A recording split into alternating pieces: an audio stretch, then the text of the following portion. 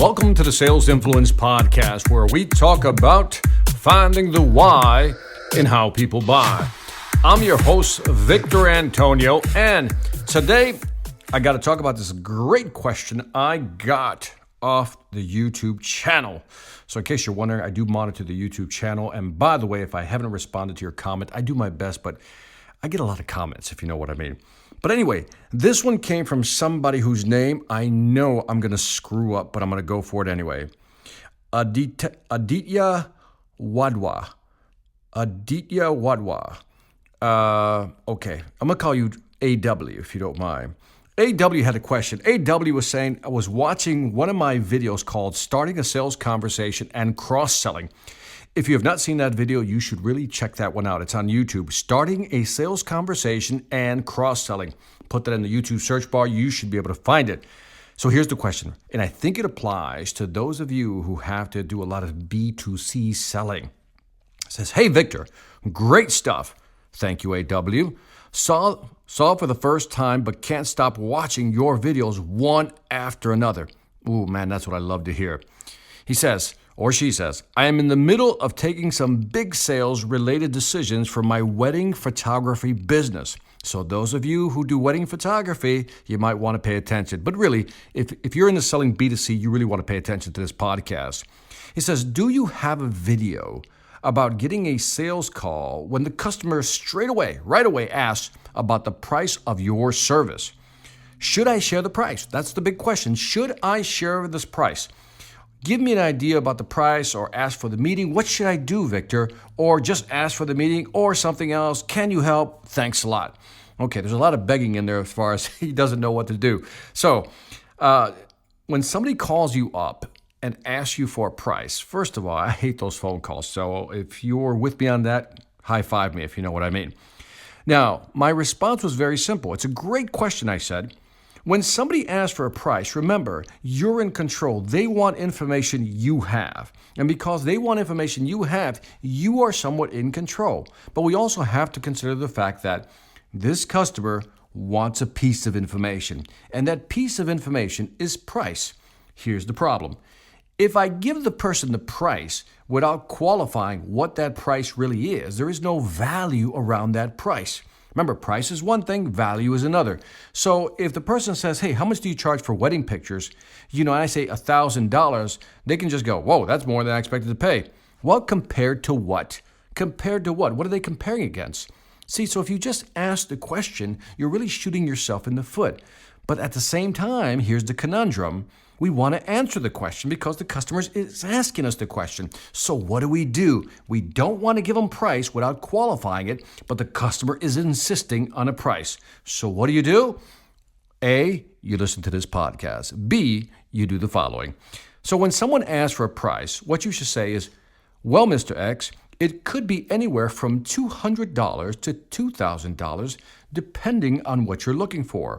So, having said that, tell me what you're looking for and let's hone in on a price.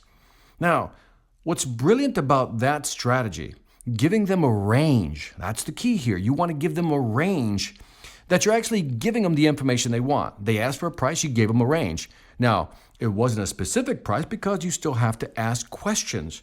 So by actually giving them a range, $200 to $2,000 or whatever your range may be, and then notice the pivot. Notice what I do in the conversation. It's a subtle shift.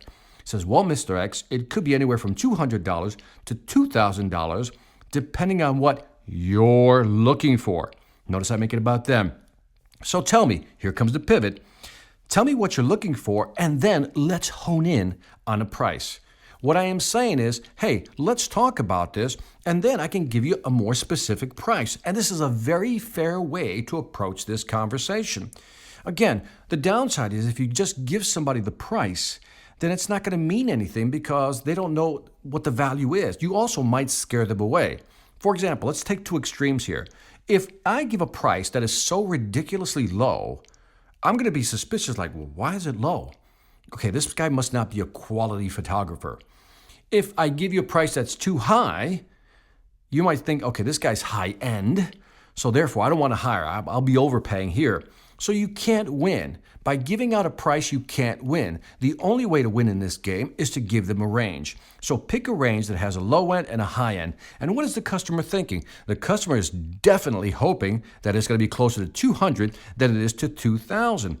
But here's where you can actually do some upselling. So you can just start at the lower end. You can go, well, let's go to the basic, price that we can give you. First of all, you ask, what's the event? He's going to say, well, it's a wedding. Is it your wedding? Is it your daughter's wedding? Is it your son's wedding? Let's say he says, it's a father, and he says, it's my daughter's wedding. And you're going to say something like, in other words, it's a very special day where every shot will count. And what do you think a father's going to say when somebody says that to him? They're going to say, absolutely. Well, here's what we can do at the low end for $200. And then you can just maybe talk about what that is and how limited that would be.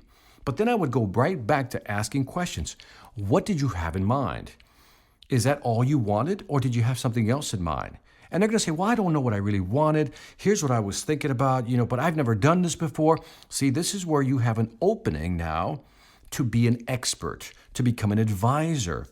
You say something like this, well, Mr. X, I understand. Price is always a concern. You're probably worried about a lot of other concerns, other prices, right? Now, notice I'm showing some empathy here. Look, I know right now because I talk to many fathers who set up weddings, have to deal with weddings for their daughters. And I realize that there's the dress, there's the cake, there's all these things that you have to pay for. So you really want to make sure you get the best value for your photography dollar. And I get that. So I will make an agreement with you. I won't oversell you. Why don't I just sell you what you want and let you decide? Now, notice what I just did. I said, let's go through it. Let's see what you really need, and I'll let you decide. That's a very honest conversation. And then what you can do is, let me give you some ideas of what people are currently buying, what packages they're buying. Last week we had this wedding, and the father decided to purchase this because he really valued these two things here. He really wanted not only the pictures, he also wanted a video. Now, is that of importance to you? Yes or no, the video? And he may say, yes, great. Okay, well, that's the package. If he says no, well, that's great. Let's not look at video then. Is somebody videoing it already? He says, yes, great. Let's focus on pictures. Now you go straight to the pictures. And then you talk about that. And then what they want, how many shots they want, what type of shots they want. And after the fact, what do they want? Do we deliver them? Do we mount them on some type of frame? What do they want? Maybe they want a montage, a bunch of different pictures on one large picture, something that you can do. This is the upsell piece where you can upsell them on that. But my point to all this is that you have the conversation, you have the honest conversation about what they want. Start at the low end and maybe even zip over to the high end. Some people want to go straight to the high end. Let me tell you what you get with $2,000. And that's a great strategy as well. So again, there is no right way of doing it. You have to figure out what you're comfortable with. What I would suggest is I like to start out at the low end. Here's what you get at the low end, and that's all you get.